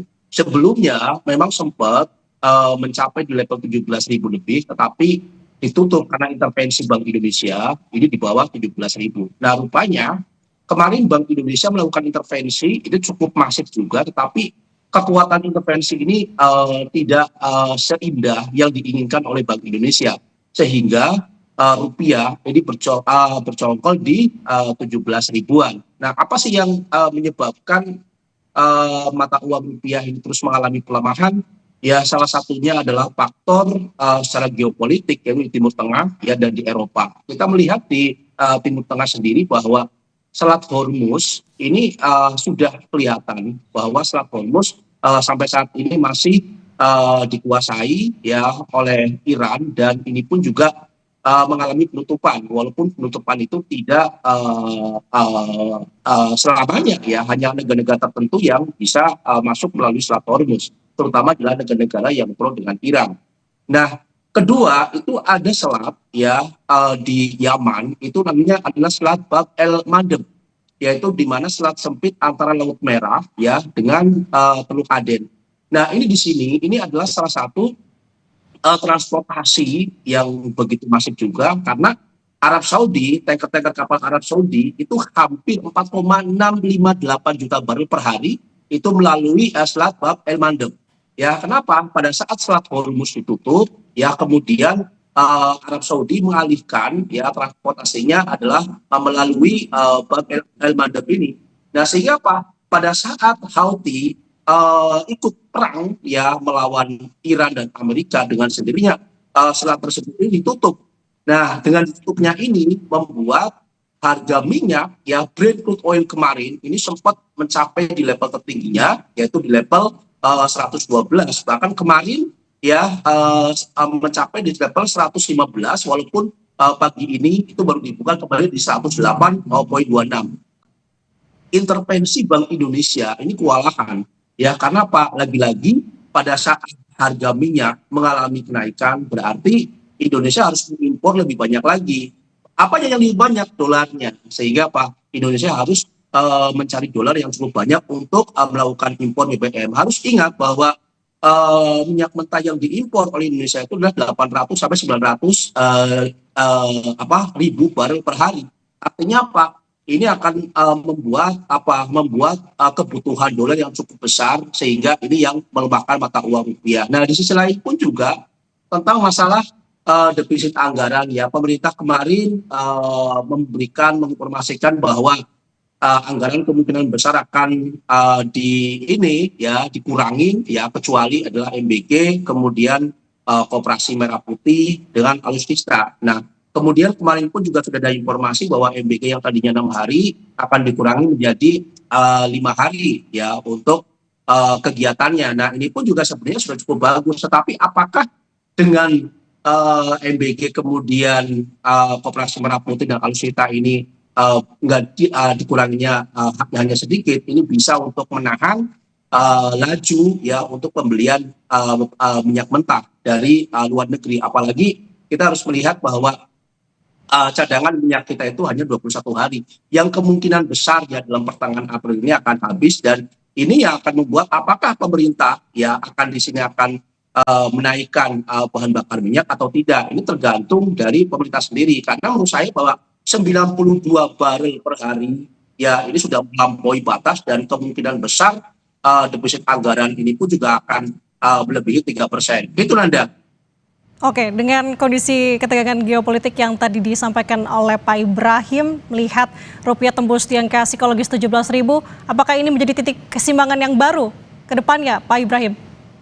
Oh iya, ini menjadi titik keseimbangan yang baru. Kalau seorang analis itu mengatakan bahwa inilah resisten kunci, ya, di mana kemungkinan besar pada saat 17.000 itu tercapai, ini rupiah ini akan melayang-layang di atas 17.000. Nah, bisanya saya memberikan satu prediksi bahwa di minggu ini kemungkinan besar rupiah itu 17.100. Ini sangat wajar ya, karena adanya penutupan selat Bab el-Mandeb ya oleh Houthi, yang merupakan ini adalah salah satu selat paling strategis ya, di mana Houthi sudah memproklamirkan diri untuk ikut perang antara Iran dan Israel dan Amerika. Ini cukup luar biasa ya bagi saya. Selat Hormuz ditutup, itu pun juga sudah membuat perekonomian secara global ini bermasalah. Apalagi ya selat Bab el-Mandeb ini juga ditutup, ini luar biasa. Harus ingat bahwa selat el-Mandeb ini adalah transportasinya nanti adalah keterusan Suez. Nah, pada saat ini ditutup, sehingga transportasi ya dari negara-negara Arab ya seperti Arab Saudi, kemudian Qatar, Kuwait ya ini akan tersedat kembali. Nah, ini bisa saja selat Hormuz itu adalah 20%, ya kemudian di selat Bab el-Mandeb anggap saja 10%. Ini pun juga akan membuat satu permasalahan secara global, dan inilah titik awal ya rupiah kemungkinan besar akan tetap di atas 17.000. Itu Nanda. Oke. Anda katakan bahwa minggu ini kemungkinan bisa menyentuh di 17.100, tapi ada kemungkinan nggak sih sebenarnya Pak Ibrahim, apalagi untuk angka terburuknya kita pernah menyentuh pada saat momen penetapan tarif resiprokal di pertengahan tahun 2025 di 17.200. Apakah bisa melebihi atau di bawah, atau Anda punya tanggapan lain? Ya, saya sendiri memberikan satu analisa ya tentang rupiah, karena ada beberapa teknikal, kemudian penghitungan baik secara global maupun secara domestik. ada kemungkinan besar ya rupiah ini akan ke 17.400. Itu di awal-awal di bulan November saya sudah melakukan satu prediksi. Memang di sisi lain pun juga banyak para pengamat yang mengatakan kemungkinan besar itu akan ke 22.000 ya. Tapi bagi saya 17.400 itu adalah sudah level paling tinggi. Karena apa? Karena perang di Timur Tengah kemungkinan besar tidak akan terlalu lama. Di bulan April pun juga kemungkinan besar akan terselesaikan setelah adanya perang darat. Harus ingat, perang darat ya di Selat Hormuz, siapapun yang menang ya baik Iran maupun Amerika kemungkinan besar akan ada perdamaian. Perang darat ini sebenarnya klimaknya ya, kalau terjadi perang kemudian Amerika kalah, pasti di situ akan ada gencatan senjata. Nah, ini yang sedang ditunggu oleh pasar. Pada saat gencatan senjata ini dilakukan, kemungkinan besar ya tensi geopolitik di Timur Tengah menurun ya, dan harga minyak turun. Nah, disinilah kesempatan rupiah kemungkinan besar akan kembali melakukan penguatan di bawah level 17.400. Itu Nanda. Oke, Pak Ibrahim, dengan kondisi seperti sekarang ini yang masih terus bergulir ketegangan geopolitiknya, ada kekhawatiran dari sebagian orang krisis di tahun 98 ini akan kembali terjadi. Apakah berlebihan kekhawatiran ini? Sangat berlebihan. Harus ingat ya bahwa di tahun 98 anggaplah Orde Baru ya, itu kita lihat bahwa pertumbuhan ekonomi itu ditopang dengan investasi. Ya, investasi hampir 60%. Tetapi pada saat terjadi krisis ekonomi, ya karena waktu terjadi rush, ya rupiah melemah cukup tajam, bahkan di atas 30.000, ya sehingga terjadilah krisis ekonomi. Sehingga setelah memasuki reformasi, sudah ada perubahan tentang masalah pembentukan untuk produk domestik bruto, yaitu 60% dari konsumsi masyarakat. Kemudian dana asing pun juga dibatasi hanya 30%. Ya sehingga apa? Sehingga 30-70, ya 70% adalah modal dari dalam negeri, kemudian 30% modal dari asing. Nah, di tahun 2024 pun juga target dari 30% ya investor asing itu hanya di level-level 15-20. Artinya apa? Bisa saja di tahun 2026 pun juga tidak mencapai di level 30-an. Sehingga apa? Jangan takut bagi masyarakat bahwa akan jadi krisis ekonomi ya seperti tahun 98, karena sekarang sudah berbeda. Undang-undangnya pun juga sudah berbeda ya, sehingga apa? Walaupun nanti terjadi kontraksi ekonomi ya minus, itu pun juga tidak akan terlalu lama. Karena apa? Pemerintah pasti akan melakukan stimulus. Ya, menggelontorkan stimulus, ya BLT, bansos, dan itulah yang menopang untuk daya beli masyarakat. Walaupun pertumbuhan ekonomi bagus, kenyataannya secara teknis mengalami perlambatan, ya itulah dampak dari konsumsi masyarakat yang terus dikatrol oleh pemerintah. Itu Nanda. Oke, Pak Ibrahim, kalau kita melihat bagaimana sikap Bank Indonesia, apakah dari sudut pandang Anda Bank Indonesia secara sengaja membiarkan rupiah ini nyaman di level 17.000? Oh tidak. Bank Indonesia ya pada saat kita lebaran ya 2 minggu libur, Bank Indonesia terus melakukan intervensi. Jadi kalau ada pejabat yang mengatakan bahwa Bank Indonesia tidak melakukan intervensi, itu salah besar. Ya, Bank Indonesia melakukan intervensi ya di pasar internasional, ya transaksi NDF, kemudian di pasar domestik, ya di pasar TNDF. Ini cukup luar biasa. Jadi tinggal bagaimana ya ini pemerintah yang bagian untuk fiskal. Ya apakah mereka itu bisa ya bahu-membahu dengan Bank Indonesia untuk membuat rupiah ini mengalami penguatan. Karena dalam kondisi seperti ini, Bank Indonesia dan pemerintah, terutama adalah Kementerian Keuangan, harus bekerja sama.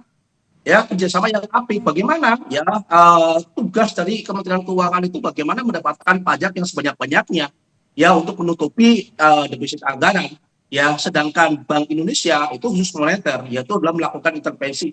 Dan ini nanti bisa kelihatan di awal-awal bulan April cadangan devisa Indonesia ini mengalami penyusutan. Nah, kalau seandainya cadangan devisa tidak menyusut, nah teratannya besar ya. Tapi saya ya prediksi bahwa cadangan devisa kemungkinan besar akan mengalami penyusutan. Itu Nanda.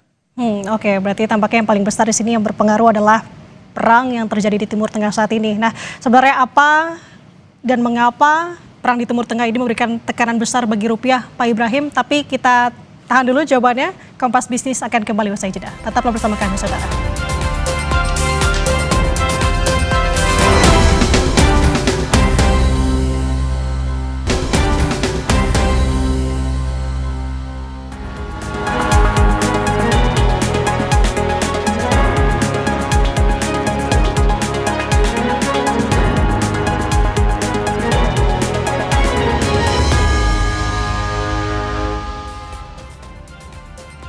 Saudara, kembali di Kompas Bisnis bersama saya Nada Aprilia dan pengamat mata uang dan komoditas Ibrahim Aswaibi. Kita lanjutkan dialog sebelum jeda tadi, Pak Ibrahim. Tadi pertanyaannya adalah kenapa perang Timur Tengah ini menjadi tekanan besar bagi rupiah? Ya, Nanda, Timur Tengah ini adalah basisnya minyak mentah. Bahkan Uni Eropa, ya PBB mengatakan bahwa jangan sampai terjadi perang di Timur Tengah, terutama adalah di Selat Hormuz, karena Selat Hormuz ini adalah salah satu transportasi untuk minyak mentah, ya tanker-tanker membawa minyak mentah itu 20%. Nah, dampaknya ini akan cukup luar biasa terhadap perekonomian secara global. Dulu pada saat perang Irak, ya Amerika dan Irak ini pun juga cukup luar biasa. Itu pun juga negara Irak tidak melakukan sabotase di Selat Hormuz. Ya itu pun juga rupiah waktu itu mengalami pelemahan, harga minyak pun juga cukup tinggi, bahkan terjadi krisis ekonomi, bahkan banyak negara-negara terjadi demonstrasi besar-besaran dan banyak negara yang pemimpinnya dikudeta. Nah sekarang kita melihat bahwa Selat Hormuz ini sangat penting sekali, bahwa negara-negara anggota OPEC itu adanya di Timur Tengah. Ya di Timur Tengah, kemudian Venezuela pun juga sudah dikuasai oleh Amerika, kemudian Timur Tengah, Selat Hormuz, dan Selat Hormuz ini adalah selat yang paling strategis. Nah sehingga apa? Pada saat ini bermasalah, ini akan berdampak terhadap harga minyak. Walaupun kita tahu bahwa supply dan demand kita itu tidak seimbang. Ya sebelum perang ini produksi begitu tinggi, permintaan sedikit. Ya dulu permintaan itu ya anggaplah dari 100 juta barel per hari, kemudian mengalami kenaikan dari 115, 120. Tetapi kenyataannya itu masih turun di bawah itu. Tapi dengan adanya konflik ya geopolitik di Timur Tengah, kemudian dolar mengalami penguatan, kemudian harga minyak mentah baik Brent maupun wet crude oil ini mengalami kenaikan. Ini membuat apa? Membuat inflasi yang begitu tinggi. Ya inflasi tinggi berarti apa? Bank sentral global dalam pertemuan di bulan April bisa saja akan menaikkan suku bunga. Kenapa? Bank sentral global di minggu kemarin, ya 2 minggu yang lalu, dalam pernyataannya bahwa apabila perang ini terus berlanjut, ya kemudian harga minyak menyentuh di level 120 untuk Brent crude oil. Ingat, Brent crude oil itu adalah salah satu bahan bakar untuk pesawat, yaitu aftur. Nah, ini akan membuat apa? Membuat bank sentral global ini akan menaikkan suku bunga. Nah, dalam 2 minggu kemarin, Bank Sentral Australia sudah menaikkan suku bunga. Nah, pada saat menaikkan suku bunga ini yang akan membuat apa? Suku bunga tinggi, harga minyak tinggi, kemudian indeks dolar tinggi. Akhirnya apa? Ini yang membuat terjadinya krisis secara global. Dan rupiah pun juga ikut mengalami pelemahan. Sehingga apa? Ini ya, kemarin saya mendengarkan pidato dari Uni Eropa, ya, salah satu negara Uni Eropa, bahwa Timur Tengah itu tidak boleh terjadi konflik. Karena itu adalah wilayah strategis ya penghasil minyak mentah dunia. Dan Trump lagi-lagi mereka melakukan penyerangan, dan harus ingat bahwa kekacauan perpolitikan di Amerika pun juga ini akan membuat dolar mengalami penguatan yang cukup tajam. Saat ini terjadi demonstrasi ya, kemudian kepercayaan masyarakat Amerika dari yang tadinya 40% sekarang 36%. Artinya apa? Sebentar lagi kemungkinan besar pada saat mengalami kekalahan dalam perang di Timur Tengah, ya perang darat, kemungkinan besar Trump ini akan di-impeachment. Nah, ini pun juga akan membuat ketegangan tersendiri, karena wakilnya pasti akan maju dan sama juga seperti Trump dari Partai Republik. Itu Nanda. Oke. Kalau dari pandangan Anda melihat sentimen di pasar global sejauh ini seperti apa, Pak Ibrahim? Apalagi di tengah faktor geopolitik Timur Tengah ini dengan perekonomian Amerika Serikat yang tidak baik-baik saja. Oh ya, jadi ini yang saya mungkin mengutip pernyataan-pernyataan dari pejabat ya pemerintah. Salah satunya adalah Kementerian Keuangan yang mengatakan bahwa ekonomi Indonesia itu baik-baik saja. Ya, sebenarnya ekonomi Indonesia itu baik-baik saja karena pengaruh secara global ya, sehingga membuat rupiah mengalami pelemahan. Oh iya, karena kita punya pasar modal, harus ingat. Kita jangan disamakan dengan zaman Orde Baru ya, pada saat kita tidak mempunyai pasar modal. Dulu kan sentralistik ekonomi, sekarang adalah mekanisme pasar, sehingga pasarlah yang akan membentuk. Sehingga apa? Sehingga pejabat-pejabat di dalam negeri ya, terutama adalah Menteri Keuangan, kemudian Menteri SDM, beliau-beliau itu seorang pejabat kalau menjawab pertanyaan-pertanyaan dari media, dari para jurnalis, ya tolong dengan jawaban yang konservatif. Jangan dengan bayolan-bayolan. Misal satu contoh, ya Menteri Purbaya mengatakan bahwa kalau seandainya saya sebagai Gubernur Bank Indonesia, rupiah kemungkinan besar bisa di 15.000. Nah ini kan bayolan. Artinya apa? Kapan Purbaya jadi Gubernur Bank Indonesia? Kemudian yang baru-baru saja terjadi, Pak Bahlil dia mengatakan bahwa oh ya, karena sekarang sedang terjadi geopolitik gas ini sedang harga tinggi ya, tolong kalau seandainya setelah memasak dimatiin, ya itu nggak usah diajarin pun juga bisa. Artinya apa? Bahwa ini bayolan-bayolan inilah yang membuat pasar ya tidak suka ya, karena pejabat negara, pejabat pemerintah itu harus berhati-hati dalam memberikan satu pernyataan, apalagi jurnalis ya selalu diulang-ulang di TikTok lah, di Twitter lah, di Instagram. Ini yang membuat apa? Membuat rupiah lunglai. Dan hati-hati, Bank Indonesia, ini pekerjaan Bank Indonesia sangat berat sekali, ya intervensi. Apalagi kita lihat, ini baru sebatas masalah geopolitik Timur Tengah. Ya belum kita kembali ke Eropa. Ya kemarin apa? Kemarin Ukraina melakukan penyerangan terhadap gas di Rusia. Bahkan Rusia hanya sekarang apa? Dalam kondisi tutup gasnya. Ini pun juga bisa mengalami kenaikan. Belum masalah perang dagang, ya belum masalah kebijakan Bank Sentral Amerika setelah Kevin Walsh diangkat sebagai menjabat sebagai Gubernur Bank Sentral Amerika di bulan Mei.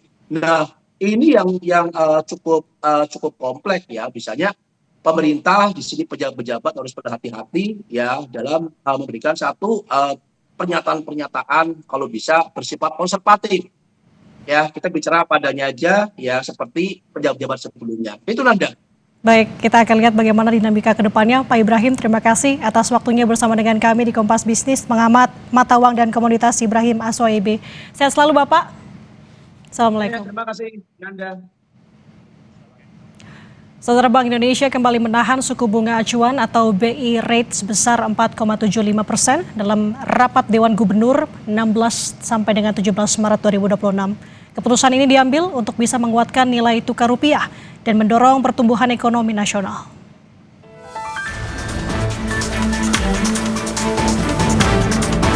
Rapat Dewan Gubernur Bank Indonesia memutuskan untuk menahan suku bunga acuan atau BI rate di level 4,75% pada 16 hingga 17 Maret 2026. Rapat Dewan Gubernur Bank Indonesia pada 16-17 Maret 2026 memutuskan untuk mempertahankan BI rate sebesar 4,75%, suku bunga deposit facility sebesar 3,75% dan suku bunga lending facility sebesar 5,5%. Keputusan ini untuk memperkuat stabilitas nilai tukar rupiah dari dampak memburuknya kondisi global akibat perang di Timur Tengah serta menjaga pencapaian sasaran inflasi 2026-2027 dalam sasaran 2,5 plus minus 1%.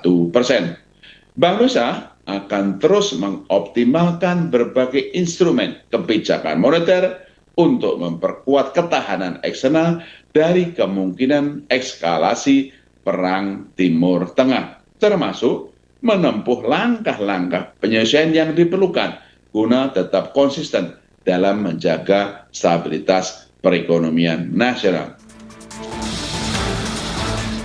Perang Timur Tengah yang belum mereda berdampak signifikan terhadap perekonomian global. Melonjaknya harga minyak dunia berpengaruh terhadap rantai pasok perdagangan antar negara. Hal ini mempengaruhi prospek pertumbuhan ekonomi dunia. Imbas Perang Timur Tengah, penguatan ekonomi nasional terus ditingkatkan untuk mendukung pertumbuhan ekonomi di kisaran 4,9 hingga 5,7% melalui sinergi erat dengan kebijakan pemerintah. Pertumbuhan ekonomi Indonesia pada triwulan 1 2026 diperkirakan meningkat dengan dukungan utama dari permintaan domestik. Konsumsi rumah tangga diperkirakan tetap kuat sejalan dengan peningkatan permintaan pada periode Hari Besar Keagamaan Nasional yang didukung perbaikan penghasilan di beberapa kelompok pendapatan, antara lain ditopang oleh pemberian tunjangan hari raya, belanja sosial pemerintah, dan berbagai insentif pemerintah lainnya. Investasi juga diperkirakan tetap baik, didorong terutama oleh akselerasi investasi pemerintah. Sementara itu dampak Perang Timur Tengah juga berpengaruh terhadap nilai tukar rupiah. Nilai tukar rupiah pada 16 Maret 2026 tercatat sebesar Rp16.985 per US dollar, melemah 1,29% poin to poin dibandingkan dengan level akhir Februari 2026, sejalan dengan pelemahan mata uang negara non-US dollar. Untuk itu, Bank Indonesia mengambil sejumlah langkah guna menjaga stabilitas nilai tukar rupiah. Salah satunya, Bank Indonesia secara konsisten melakukan intervensi baik di pasar NDF luar negeri, offshore, maupun transaksi spot dan DNDF di pasar dalam negeri. Selain itu, Bank Indonesia juga memperkuat strategi operasi moneter pro-market dan memperkuat kebijakan transaksi pasar falas yang akan mulai berlaku pada April 2026 guna mendukung stabilitas nilai tukar rupiah. Bank Indonesia juga memperkuat ketentuan pelaporan lalu lintas devisa melalui penyesuaian threshold kewajiban dokumen pendukung transfer dana ke luar negeri dalam falas dari $100.000 Amerika menjadi $50.000 Amerika mulai April 2026. Dalam sisi sinergi kebijakan, Bank Indonesia terus memperkuat koordinasi kebijakan dengan pemerintah, termasuk sinergi yang erat antara kebijakan moneter dengan kebijakan fiskal untuk memitigasi dampak ketidakpastian global akibat perang di Timur Tengah terhadap perekonomian domestik, sehingga stabilitas dan pertumbuhan ekonomi tetap terjaga baik. Sinergi kebijakan dengan Komite Stabilitas Sistem Keuangan (KSSK) juga dipererat terutama untuk mendorong pembiayaan bagi program Astacita pemerintah. Tim Liputan Kompas TV.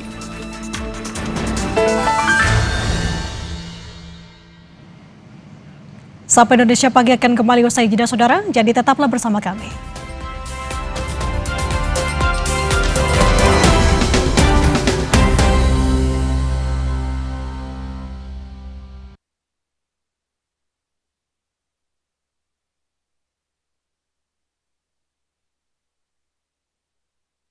Air keras yang dialami Wakil Koordinator Kontras Andri Yunus. Yang terbaru, Komnas HAM telah bertemu dengan Direktur Reserse Kriminal Umum Polda Metro Jaya guna mendapatkan keterangan atas perkembangan kasus tersebut.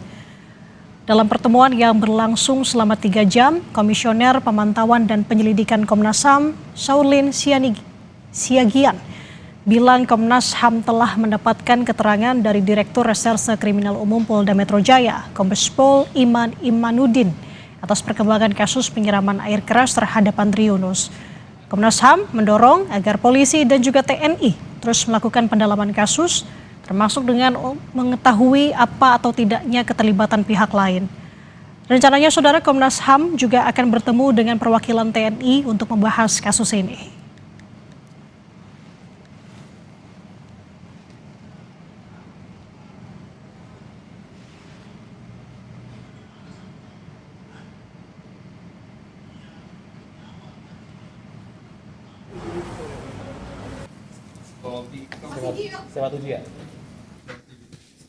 Ini kita mendapat keterangan kurang lebih 3 jam dari Polda Metro Jaya terkait apa yang mereka lakukan, penyelidikan yang sudah dilakukan, dan langkah-langkah yang akan dilakukan ke depan oleh Polda Metro Jaya. Jadi fokus ke situ, dan kami juga sudah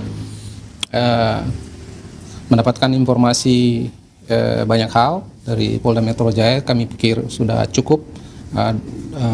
Fakta-fakta yang sedang kami butuhkan juga sudah beberapa hal sudah disampaikan, dan kami masih meminta beberapa hal lagi ya kepada Polda Metro Jaya untuk diserahkan kepada kita. Dan dalam waktu dekat kami akan memanggil pihak TNI. Saudara, tetaplah bersama kami untuk informasi penting dan menarik lainnya usai jeda.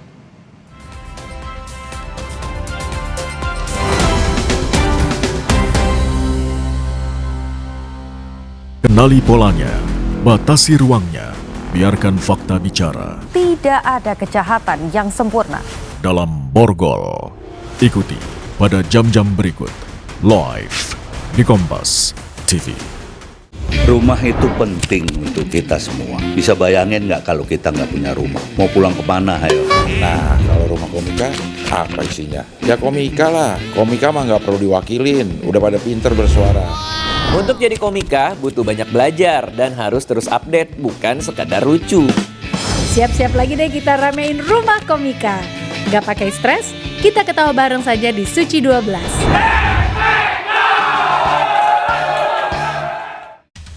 Ketahui berita dan informasi seputar kekhasan, gagasan, tantangan, serta inovasi di 38 provinsi dan 514 kabupaten kota di seluruh tanah air yang terajut menjadi inspirasi bagi bangsa. Berbagai informasi aktual dan menarik dari berbagai daerah di tanah air dalam Jurnal Nusantara. Ikuti Jurnal Nusantara setiap hari pukul 6:30 pagi, live di Kompas TV. Aturannya atau regulasinya sudah ada belum? Ini WNA boleh masuk, tapi tidak duduk dalam manajemen pengambil keputusan. Lugas beradu pendapat. Thrifting ini sebetulnya kan melanggar hukum. Pasti ada mafia di baliknya kan? Yang membackingi kalau gitu siapa? Ya ada teman-teman di pemerintah. Perspektif bisnis dan kebijakan. Industri kita kan 200 triliun sekian. Ini dianggap sebagai ancaman atau peluang sebetulnya? Peluang buat siapa ini? Simak Business Talk, Selasa pukul 10 malam di Kompas TV.